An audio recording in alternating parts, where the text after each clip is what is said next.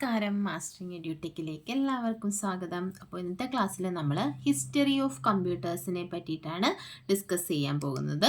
അപ്പോൾ history of കമ്പ്യൂട്ടേഴ്സിൻ്റെ എന്ന് പറയുമ്പോൾ എന്താണ്, ആദ്യ കാലത്ത് നമ്മൾ കമ്പ്യൂട്ടേഴ്സ് എന്തിനു വേണ്ടിയിട്ടാണ് യൂസ് ചെയ്തിരുന്നത്, അപ്പോൾ എന്തൊക്കെ മാറ്റങ്ങളാണ് പിന്നീട് നമ്മുടെ കമ്പ്യൂട്ടേഴ്സിനുണ്ടായിട്ടുള്ളത്, ഇങ്ങനെയുള്ള കാര്യങ്ങളാണ് നമുക്ക് കമ്പ്യൂട്ടറിൻ്റെ ഡെവലപ്മെൻറ്റിന് വേണ്ടിയിട്ട് സഹായിച്ചിട്ടുള്ള ഘടകങ്ങൾ എന്തൊക്കെയാണ്, അതൊക്കെയാണ് നമ്മളിപ്പോൾ ഹിസ്റ്ററിയിൽ ഡിസ്കസ് ചെയ്യാൻ പോകുന്നത്. അപ്പോൾ ഇമ്പോർട്ടൻ്റ് ആയിട്ടും അറിഞ്ഞിരിക്കേണ്ട ഒരു കാര്യമാണ് ഇത് അബാക്കസ് ആണ് ആദ്യത്തെ കമ്പ്യൂട്ടറായിട്ട് നമ്മൾ കരുതപ്പെടുന്നത്. ഏതാണ്? അബാക്കസിനെയാണ്. നമ്മൾ പഠിച്ചിട്ടുണ്ട് ആദ്യകാലത്ത് കമ്പ്യൂട്ടേഴ്സ് നമ്മൾ യൂസ് ചെയ്തത് എന്തിനു വേണ്ടിയിട്ടാണ്? ഒരു കാൽക്കുലേറ്റിംഗ് മെഷീൻ ആയിട്ടാണ്, അല്ലെങ്കിൽ കണക്ക് കൂട്ടാൻ വേണ്ടിയിട്ടുമാണ്. കണക്ക് കൂട്ടാൻ വേണ്ടിയിട്ട് യൂസ് ചെയ്യുന്ന ഒരു മെഷീനായിരുന്നു എന്തെന്ന് പറയുന്നത്, നമ്മുടെ കമ്പ്യൂട്ടർ എന്ന് പറയുന്നത്. അപ്പം ആദ്യകാലത്ത് നമ്മൾ അബാക്കസ് ആയിരുന്നു കണക്ക് കൂട്ടാൻ വേണ്ടിയിട്ട് യൂസ് ചെയ്തിരുന്നത്. അപ്പം ഈ ഒരു അബാക്കസിനെയാണ് നമ്മൾ ആദ്യ കമ്പ്യൂട്ടറായിട്ട് കൺസിഡർ ചെയ്തിട്ടുള്ളത്. അപ്പോൾ ഫസ്റ്റ് കമ്പ്യൂട്ടറായിട്ട് കൺസിഡർ ചെയ്തിട്ടുള്ളത് എന്താണെന്ന് വെച്ചാൽ അബാക്കസ് ആണ്. അബാക്കസ് എന്ന് പറഞ്ഞാൽ ഒരു കാൽക്കുലേറ്റിംഗ് മെഷീനാണ്. പിന്നീട് നമ്മൾ പറയാൻ വന്നത് ചാൾസ് ബാബേജിനെ പറ്റിയിട്ടാണ്. ആരാണ് ചാൾസ് ബാബേജ് എന്ന് പറയുന്നത്? നമ്മുടെ ഫാദർ ഓഫ് കമ്പ്യൂട്ടർ അറിയപ്പെടുന്ന വ്യക്തിയാണ് ചാൾസ് ബാബേജ്. അതുപോലെ തന്നെ അനലിറ്റിക്കൽ എഞ്ചിൻ, ഡിഫറൻസ് എഞ്ചിനൊക്കെ കണ്ടുപിടിച്ചത് ആരാണെന്ന് ചോദിച്ചാൽ അതെല്ലാം ചാൾസ് ബാബേജ് ആണ്. അപ്പം ഈ അനലിറ്റിക്കൽ എഞ്ചിൻ ഡെവലപ്പ് ചെയ്തത് എന്നാണ്? 1837 അനലിറ്റിക്കൽ എഞ്ചിൻ ഡെവലപ്പ് ചെയ്തത്. ആരാണ്? ചാൾസ് ബാബേജ് ആണ്. ഈ അനലിറ്റിക്കൽ എഞ്ചിനൊക്കെ വന്നതോടുകൂടിയാണ് ഈ ഒരു കാൽക്കുലേറ്റിംഗ് മെഷീൻ എന്നുള്ള കൺസെപ്റ്റ് മാറിയിട്ട് നമ്മുടെ കമ്പ്യൂട്ടർ എന്ന് പറയുന്ന ആ ഒരു മെത്തേഡിലേക്ക്, അല്ലെങ്കിൽ ആ ഒരു മെഷീൻ്റെ ഡെവലപ്മെൻറ്റിലേക്ക് വരാൻ കാരണമായത് ഈ അനലിറ്റിക്കൽ എഞ്ചിൻ്റെയൊക്കെ കണ്ടുപിടുത്തമാണ്. അപ്പോൾ അതുകൊണ്ടാണ് ഈ ചാൾസ് ബാബേജിനെ നമ്മുടെ ഫാദർ ഓഫ് കമ്പ്യൂട്ടർ എന്നറിയപ്പെടുന്നത്. അതായത് ഇന്നത്തെ നമ്മുടെ മോഡലിലുള്ള കമ്പ്യൂട്ടേഴ്സിൻ്റെ രീതിയിൽ കമ്പ്യൂട്ടറിനെ ഡെവലപ്പ് ചെയ്ത് കൊണ്ടുവന്നത് ആരാണ്? ചാൾസ് ബാബേജ് ആണ്. അതുകൊണ്ടാണ് അദ്ദേഹത്തെ ഫാദർ ഓഫ് കമ്പ്യൂട്ടർ എന്നറിയപ്പെടുന്നത്. അപ്പോൾ ഫാദർ ഓഫ് കമ്പ്യൂട്ടർ എന്നറിയപ്പെടുന്നത് ചാൾസ് ബാബേജ് ആണ്. ആദ്യത്തെ കമ്പ്യൂട്ടറായിട്ട് കണക്കാക്കപ്പെടുന്നത് അബാക്കസിനെയാണ്. അനലിറ്റിക്കൽ എഞ്ചിൻ ഡെവലപ്പ് ചെയ്തത് ചാൾസ് ബാബേജ് ആണ്. എന്നാണ്? 1837.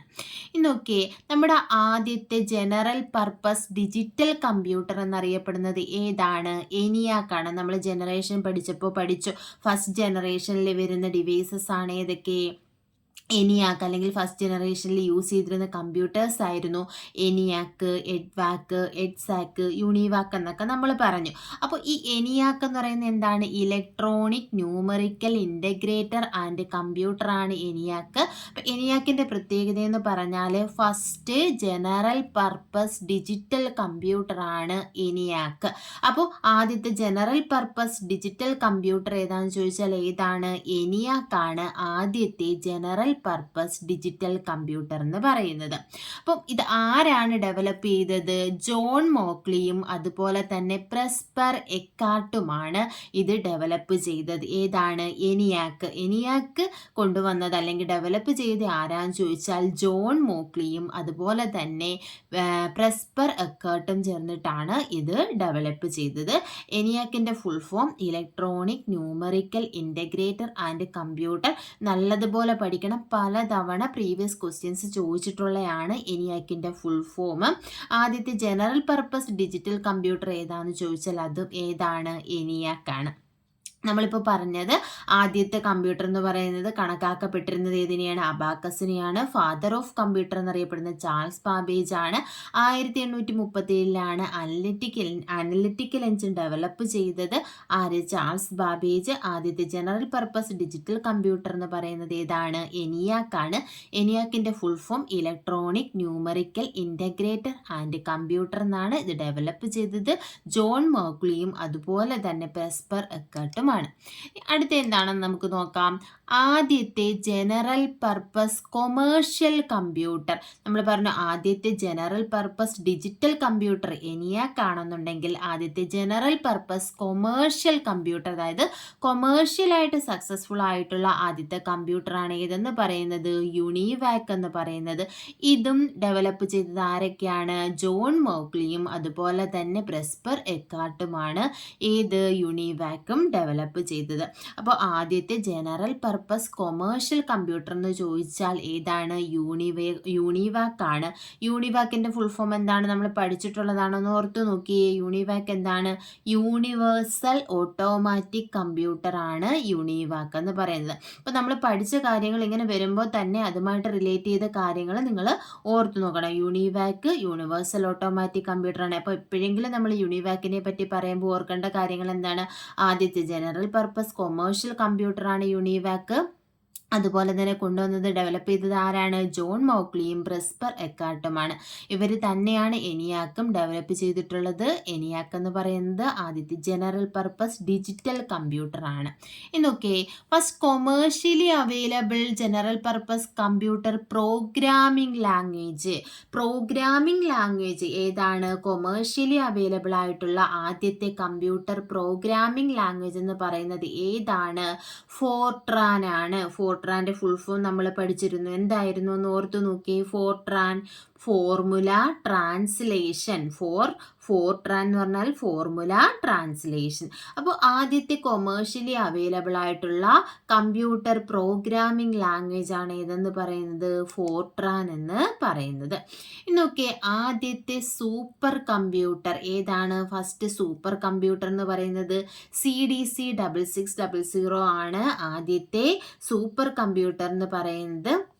ഇതാരെ ഡെവലപ്പ് ചെയ്ത്? സൈമർ ക്രേ ആണ് ഈ സൂപ്പർ കമ്പ്യൂട്ടർ ഡെവലപ്പ് ചെയ്തത്. ഫാദർ ഓഫ് സൂപ്പർ കമ്പ്യൂട്ടർ എന്നറിയപ്പെടുന്നതും ആരെയാണ്? സൈമർ ക്രേ ആണ്. അപ്പോൾ ആദ്യത്തെ സൂപ്പർ കമ്പ്യൂട്ടർ എന്ന് പറയുന്നത് CDC 6600 ആണ്. അതുപോലെ തന്നെ ഇത് ഡെവലപ്പ് ചെയ്തത് സൈമർ ക്രേ ആണ്. ആ സൈമർ ക്രേ ആണ് ഫാദർ ഓഫ് സൂപ്പർ കമ്പ്യൂട്ടർ എന്ന് അറിയപ്പെടുന്നത്. നോക്കിയേ, first super computer in India, നമ്മുടെ ഇന്ത്യയിലെ ആദ്യത്തെ സൂപ്പർ കമ്പ്യൂട്ടർ ഏതാണെന്ന് ചോദിച്ചാൽ പരം 8000 ആണ് ഇന്ത്യയിലെ ആദ്യത്തെ സൂപ്പർ കമ്പ്യൂട്ടർ. അതുപോലെ തന്നെ father of Indian super computer എന്നറിയപ്പെടുന്നത് ആരാന്ന് ചോദിച്ചാൽ വിജയ് P ഫഡ്കർ ആണ് father of Indian super computer എന്നറിയപ്പെടുന്നത്. അപ്പോൾ ഫാദർ ഓഫ് സൂപ്പർ കമ്പ്യൂട്ടർ എന്ന് പറയുന്നത് സൈമർ ക്രേ ആണെങ്കിൽ father of Indian super computer ആരാണ്? വിജയ് P ഫഡ്കർ ആണ്. ഇനി ആദ്യത്തെ സൂപ്പർ കമ്പ്യൂട്ടർ ഏതാണെന്ന് ചോദിച്ചാൽ CDC 6600 ആണ് ആദ്യത്തെ ഇന്ത്യൻ സൂപ്പർ കമ്പ്യൂട്ടർ, അല്ലെങ്കിൽ ഇന്ത്യയിലെ ആദ്യത്തെ സൂപ്പർ കമ്പ്യൂട്ടർ ഏതാണെന്ന് ചോദിച്ചാൽ പരം 8000 ആണ്. ഇനി നോക്കിയേ, ഡഗ്ലസ് എംഗൽബർട്ട്. ആരാണ് ഡഗ്ലസ് എംഗൽബർട്ട്? നമ്മുടെ കമ്പ്യൂട്ടർ മൗസ് ആദ്യമായിട്ട് കണ്ടുപിടിച്ചത് ആരാണ്? മൗസ് കൊണ്ടുവന്നത് ആരാണ്? ഡഗ്ലസ് എംഗൽബർട്ട് ആണ്. അപ്പോൾ നമ്മൾ കമ്പ്യൂട്ടറിലെ ഒരു ഇൻപുട്ട് ഡിവൈസ് ആണ് ഇത് മൗസ് എന്ന് പറയുന്നത്. ഇൻപുട്ട് ഡിവൈസിലെ ഒരു പോയിന്റിംഗ് ഡിവൈസ്. ഇതാണ്ട കണ്ടോ, പോയിന്റ് ചെയ്യാൻ വേണ്ടി യൂസ് ചെയ്യുന്നു. ഇപ്പം ഇതാണ്, ഈ കാണുന്നതാണ് നമ്മുടെ സ്ക്രീനിൽ കാണിക്കുന്ന ആരോ. ഇതാണ് മൗസിൻ്റെ കഴ്സർ എന്ന് പറയുന്നത്. അപ്പോൾ എനിക്ക് എവിടോട്ട് വേണമെങ്കിലും അതിനെ എന്ത് ചെയ്യാം? പോയിന്റ് ചെയ്യാം. അപ്പോൾ പോയിന്റിംഗ് ഡിവൈസ് ആയിട്ടുള്ള ഈ മൗസ് കണ്ടുപിടിച്ചത് ആരാണ്? ഡഗ്ലസ് എംഗൽബർട്ട് ആണ് മൗസ് കണ്ടുപിടിച്ചത്. ഓക്കെ, ആദ്യത്തെ പേഴ്സണൽ കമ്പ്യൂട്ടർ എന്നറിയപ്പെടുന്നത് ആൾട്ടയർ 8800 ആണ്. ഇതല്ലെങ്കിൽ നമുക്ക് 8800 എന്ന് വേണമെങ്കിലും പറയാം. അപ്പോൾ ആൾട്ടയർ 8800 ആണ്. ഞാൻ പഠിക്കാനുള്ള എളുപ്പത്തിനാണ് ഇങ്ങനെ പറഞ്ഞു തരുന്നത്. CDC 6600 Altair 8800. അപ്പോൾ ആദ്യത്തെ പേഴ്സണൽ കമ്പ്യൂട്ടർ എന്ന് പറയുന്നത് ഏതാണ്? ആൾട്ടയർ 8800 ആണ് ആദ്യത്തെ പേഴ്സണൽ കമ്പ്യൂട്ടർ എന്ന് പറയുന്നത്. അപ്പം ആദ്യമായിട്ട് ഉപയോഗിച്ച പേഴ്സണൽ കമ്പ്യൂട്ടർ ആൾട്ടയർ 8800 നമുക്ക് പറയാൻ പറ്റത്തില്ല. കൊമേഴ്ഷ്യലി സക്സസ്ഫുൾ ആയതാണ് ആൾട്ടയർ 8800. ഇതിന് മുന്നേ കെൻബാക്ക് 1 വന്നിട്ടുണ്ട്. ആദ്യത്തേതെന്ന് പറയുന്നത് കെൻബാക്ക് 1 ആണ്. കൊമേഴ്ഷ്യലി സക്സസ്ഫുൾ ആയിട്ടുള്ളതാണ് ഏതെന്ന് പറയുന്നത് 8800 എന്ന് പറയുന്നത്. അപ്പോൾ ഇത് രണ്ടും ഓർത്ത് വെച്ചേക്കുക. 1971 കെൻബാക്ക് 1 വന്നത്. 1974 ആൾട്ടയർ 8800 വന്നത്. അപ്പോൾ രണ്ട് മനസ്സിൽ വെച്ചേക്കുക. ഓപ്ഷനിൽ ഏതാ ഉള്ളതെന്ന് വെച്ചാൽ അത് നിങ്ങൾ എഴുതുക. അപ്പോൾ നമുക്ക് കൂടുതലും ആൻസർ ആയിട്ട് പറയുന്ന കൊമേഴ്ഷ്യലി സക്സസ്ഫുൾ ആയിട്ടുള്ള ആൾട്ടയർ 8800 ആണ് പറയുന്നത്. ഇനി ഓപ്ഷനിൽ കെൻബാക്ക് 1 എന്നുണ്ടെങ്കിൽ നമുക്ക് അതും എഴുതാം. അപ്പം രണ്ടും ഓർത്ത് വെച്ചേക്കുക.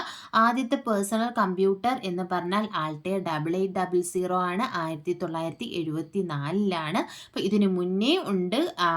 മുന്നേ വന്നിട്ടുള്ള 1971 വന്ന കെൻബാക്ക് 1 എന്താ ആദ്യത്തെ പേഴ്സണൽ കമ്പ്യൂട്ടറായിട്ട് പറയുന്നുണ്ട്. ഇനി നോക്കിയേ, ഫസ്റ്റ് ലാപ്ടോപ്പ് ഏതാണ്? ആദ്യത്തെ ലാപ്ടോപ്പ് എന്ന് പറയുന്നത് ഒസ്ബോൺ 1 ആണ് ആദ്യത്തെ ലാപ്ടോപ്പായിട്ട് കരുതപ്പെടുന്നത്. ആദ്യത്തെ ലാപ്ടോപ്പ് എന്ന് പറയുന്നത് ഏതാണ്? ഒസ്ബോൺ 1 ആണ്. 1981 ഇത് ഡെവലപ്പ് ചെയ്തത്. അപ്പോൾ ആദ്യത്തെ ലാപ്ടോപ്പ് എന്ന് പറയുന്നത് ഒസ്ബോൺ 1 ആണ്. ആദ്യത്തെ പേഴ്സണൽ കമ്പ്യൂട്ടർ എന്ന് പറയുന്ന ആൾട്ടയർ 8800 ആണ്.